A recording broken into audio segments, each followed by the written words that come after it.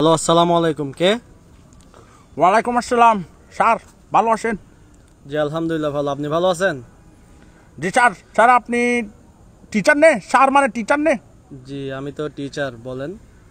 এখানে রাস্তা দিয়ে হেঁটে যাচ্ছিলাম রে, এখানে আপনার নাম্বার পাইছি রে, এখানে কতগুলো পোস্টার দিছেন রে। জি জি আমি পোস্টার দিছিলাম। ওইখানে স্যার লিখা আছে রে, টাপড়ানো হয়। থাপড়ানো হয় মানে বুঝলাম না।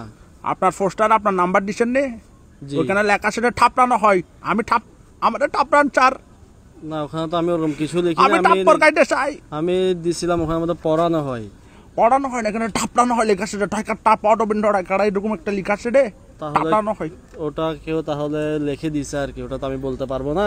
ওটা লিখে দিচ্ছে রে বলতে আমি লিখছি রে, আমি মিস্টার কাশিমের আমি লিখছি রে, ঠাপড়ানো হয় মানে মানে আপনার এখানে যেখানে পড়ানো হয় লিখা আছে এখানে ঠয়কার টা লাগাই দিচ্ছি স্যার। আমি ছেঁকা গিয়ে বাঁকা স্যার, আমি আপনার থেকে টাপ্পর গাইতে চাই। আপনি থাপড়ানো হয় লিখছেন, আবার আমাকেও ফোন দিছেন, মানেটা বুঝলাম না।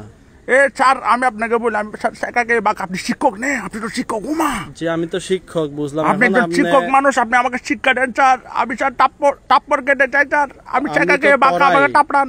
আমি তো মানুষদেরকে পড়াই, থাপড়াই না। স্যার আমার ব্রেকআপ স্টোরিটা আপনাকে বলতে চাই।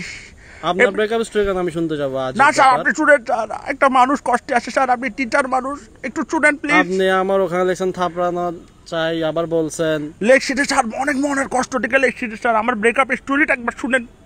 আচ্ছা দেখি, বলেন কি বলতে চাচ্ছেন। স্যার অনেক আগের একটা ঘটনা, অনেক আগের, অনেক মানে অনেক, প্রায় 3-4 দিন আগে ব্রেকআপ হচ্ছে, সেটা আমার টকরের কথা। আচ্ছা আচ্ছা বলেন। স্যার একটা মেয়ের সাথে আমার আজকে প্রায় 2 বছর ধরে সম্পর্ক। হ্যাঁ বলেন। তো স্যার মেয়েটার বিয়ে গেছে স্যার। আচ্ছা অনেক দুঃখ। বিয়ে গেছে, বিয়ে করে তো অনেক জায়গায় চলে গেছে। আমি তো ছেঁকা খেয়ে বাঁকা স্যার, কিন্তু 2-3 দিন আগে আবার ছেঁকা খাইছি।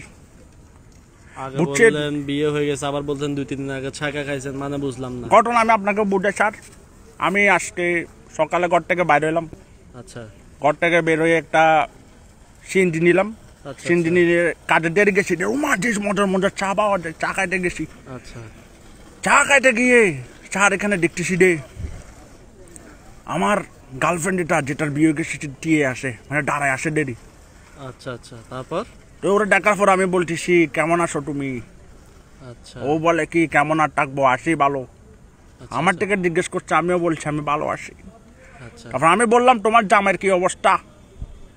ও বলতেছে আমার জামাইয়ের সাথে আমার ডিভোর্স। উমা মান মেলা দুফুটা, বুঝছেন স্যার?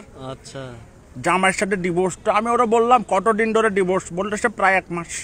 তার মানে 2 মাসও 2-3 মাসও কি স্যার সংসার হয় নাই। আচ্ছা ঠিক আছে তারপরে?